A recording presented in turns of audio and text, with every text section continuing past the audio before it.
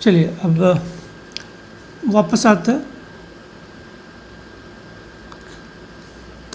देखिए, the process of converting one pre defined type into another is called type conversion.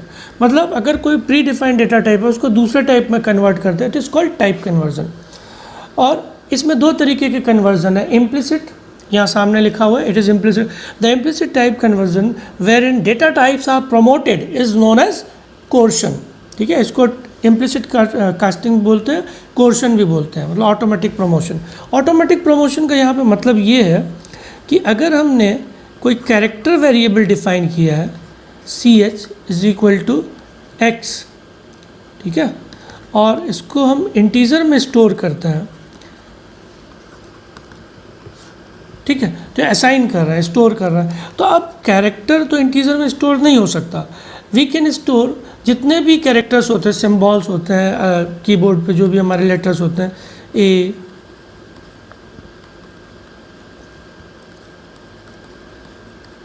इसकी एक respective value होती है 90। इसी तरह स्मॉल ए की वैल्यू होती है 97, बी 98 और सी 99 एंड 1 स्मॉल जेड की वैल्यू होती है 122। इससे पहले उसी ऑर्डर में हम रेस्पेक्टिव मोड में देख सकते हैं। तो अब द इम्प्लिसिट कन्वर्जन, अब हमने क्या किया, कैरेक्टर इंटीजर में स्टोर करेंगे x, तो क्या वैल्यू देगा, अगर इसकी वैल्यू 90 है, ठीक है, तो 90 से हम पीछे आएंगे 2, तो 89, ठीक है, 89 और थर्ड वैल्यू x की क्या होगी, x y z। तो x की वैल्यू फाइनली है क्या, जो इंटरनल न्यूमेरिक वैल्यू है वो 88 है। तो x में क्या स्टोर करेगा, क्योंकि ये कैरेक्टर तो स्टोर होगा नहीं, तो when you will print so x, तो it will give you what, it will give you 88।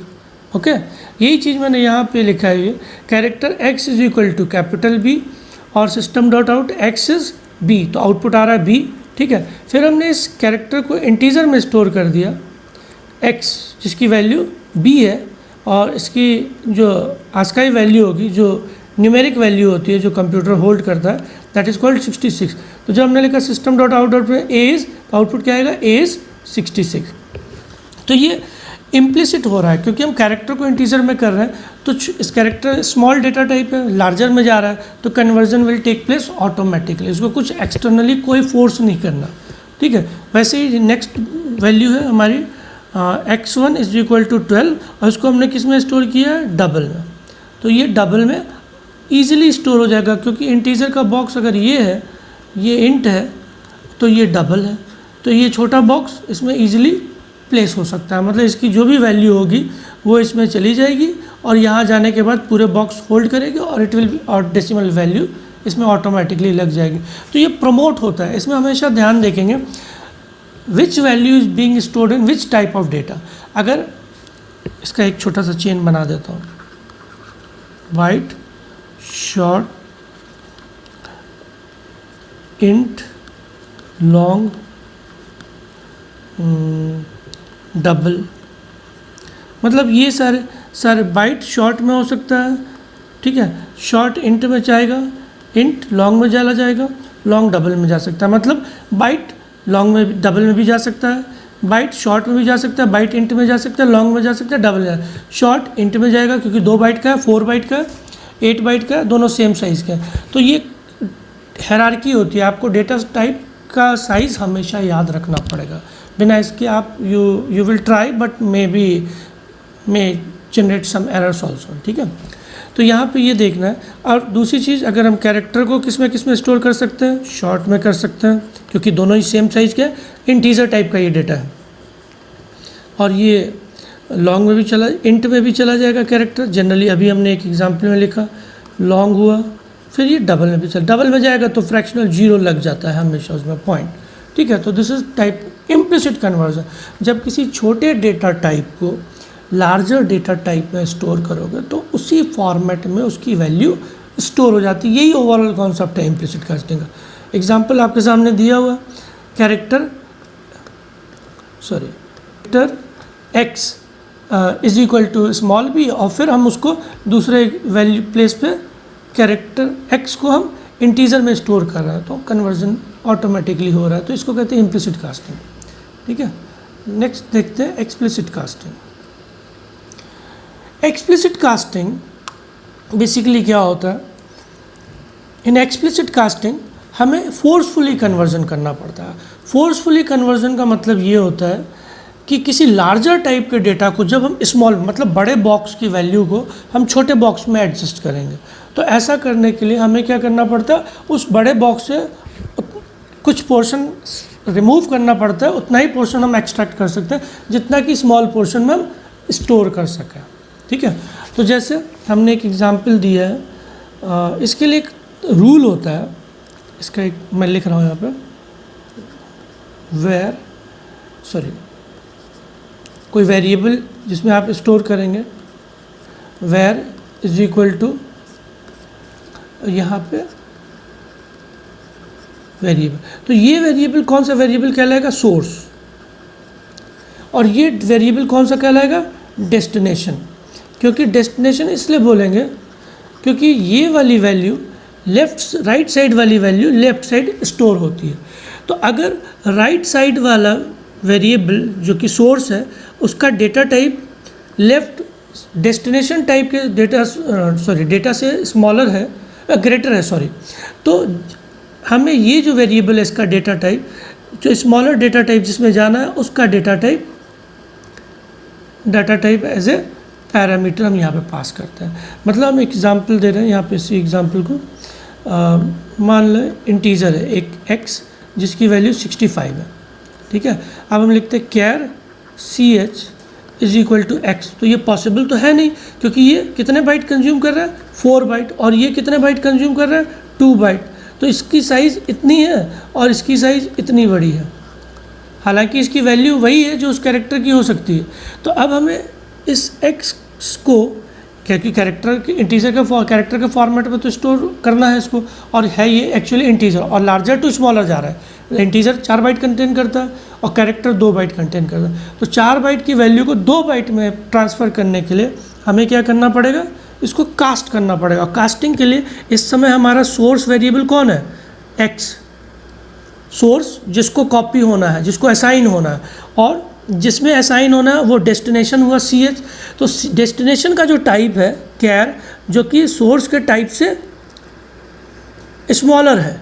ठीक है, तो जो जिस टाइप के डेटा में इसको असाइन होना है उसी का डेटा टाइप यहाँ पे हम स्पेसिफाई करेंगे।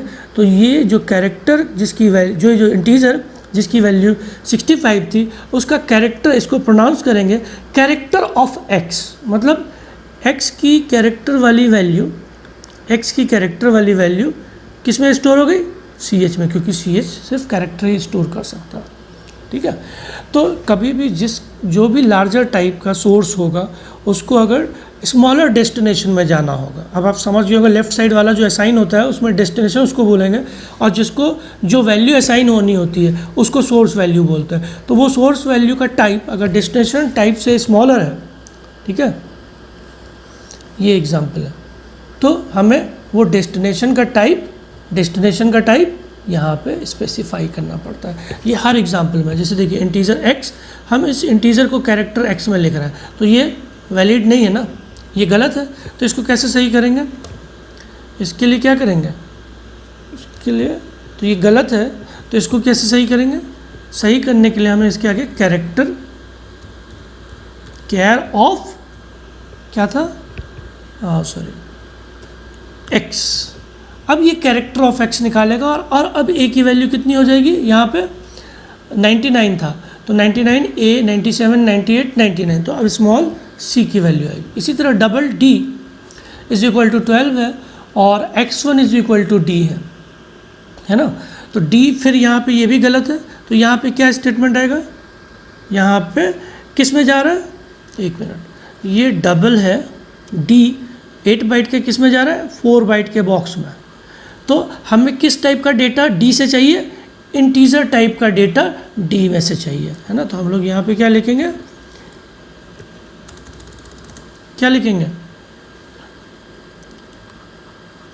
इंट ऑफ d, ठीक है, इसको प्रोनाउंस ऐसे करेंगे इंट ऑफ डी, और फिर आउटपुट आ जाएगा हमारा डी का वैल्यू कितना है 12 है, ठीक है, और x1 की वैल्यू कितनी आएगी 12 0। यही है एक्सप्लिसिट का। ये जो फार्मूला यहाँ पे लिखा हुआ है, ये जो फार्मूला आप दूसरी तीसरी बार कई बार देख रहे हैं, इसको आपको कैलकुलेट करना पड़ेगा और हमेशा उसकी चीज़ को रिकॉल करके रखना पड़ेगा, ठीक है। ऐसे नहीं कि आपने देखा और यू बोल दिया।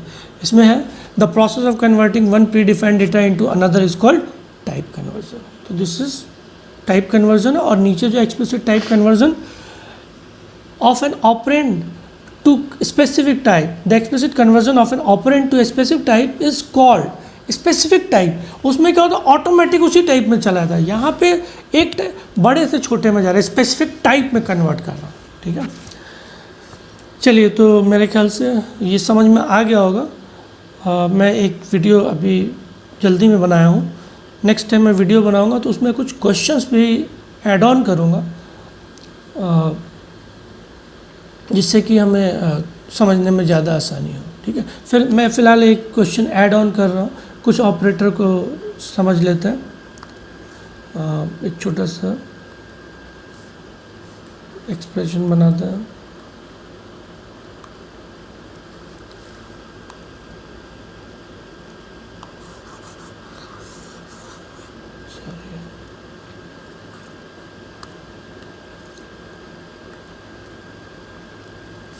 अब जैसे यहाँ पे कई बार हमें प्री पोस्ट इंक्रीमेंट और डिक्रीमेंट की प्रॉब्लम आती है, कभी कभी हम लोग सॉल्व करते हैं। जैसे इंटीजर, एक छोटा सा एग्जांपल ले रहा हूँ, x इज इक्वल टू 2 ले लेते हैं। हम लिखते हैं integer x, integer y is equal two plus x minus minus plus minus minus x। तो यहाँ पे ये कैसे ऑपरेट करेगा, प्लस प्लस, तो यहाँ कितनी वैल्यू हो गई 3 प्लस। अब जब हम यहाँ से 3 से यहाँ आए तो यहाँ पे कितने लेके आए 3, और जब हम यहाँ से माइनस माइनस था तो यहाँ से जब जा रहे हैं तो यहाँ पे क्या वैल्यू होल्ड की हुई है 2, और जब नीचे आ रहे हैं तो क्या वैल्यू होल्ड की है माइनस माइनस, फिर ऑपरेट हो गया x, ठीक है। तो जब x ऑपरेट हो गया तो यहाँ पे क्या मिला 3, और यहाँ से जब गए तो यहाँ क्या लिए क्या है 3, और यहाँ से जब गए तो क्या लेके गए 2, और नीचे आते आते क्या हो गया एक और ऑपरेट हो गया। मतलब फाइनली वैल्यू हमारी क्या मिलेगी 3 प्लस 3 प्लस 1, तो टोटल 7। ये कॉन्सेप्ट है, इस कॉन्सेप्ट को हमेशा ध्यान से देखना है। एक और एग्जांपल बनाते हैं, ठीक है।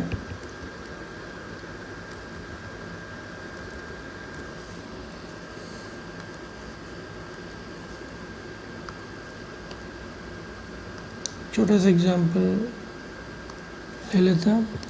जैसे suppose integer x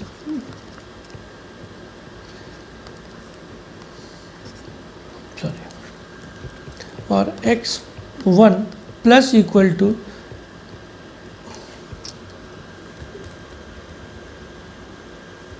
x is equal to 3, और लिखते हैं x plus equal to x plus plus plus x plus plus. तो अब यहाँ पे इस एक्सप्रेशन को ओपन करेंगे। x प्लस इक्वल टू का क्या मतलब होता है, x is equal to x plus plus plus x plus plus. तो अब इस x की वैल्यू कितनी है 3 प्लस, यहाँ आए यहाँ से तो कितना लेके आएंगे, कोई ऑपरेशन नहीं हुआ तो 3, और जब हम यहाँ से कैरी करेंगे तो यहाँ कितनी वैल्यू होगी 4, और नीचे आएंगे तो क्या मिलेगा 4, ठीक है। और ये पोस्ट ऑपरेटर लगा हुआ तो ये बाद में ऑपरेट करेगा, तो यहाँ से ऑपरेशन होने के अगले, अगर हम यहाँ पे आगे कुछ और लिखा होता, मान लेते हैं यहाँ पे प्लस x, सपोज एक एडिशनली मैं चेंज कर दे रहा हूँ यहाँ पे, ठीक है, नया क्वेश्चन बना दे रहा हूँ यहाँ से यहाँ, तो यहाँ पे वैल्यू कितनी मिली थी 4, ठीक है, ये मिल गया। और जब हम यहाँ से जा रहे हैं तो कितना हो गया 5, और नीचे आते आते कितना मिलेगा हमें, तो फाइनल वैल्यू क्या हो जाएगी 3 प्लस 3 6 4 10 प्लस 50। इसको एकदम स्टेप बाय स्टेप फॉलो करना है, ठीक है। इस एक्सप्रेशन को 2-3 बार ध्यान से देखना है। इतना ही रहने देता, फिर नेक्स्ट टाइम मैं कुछ और बताऊंगा, ठीक है। Thank you.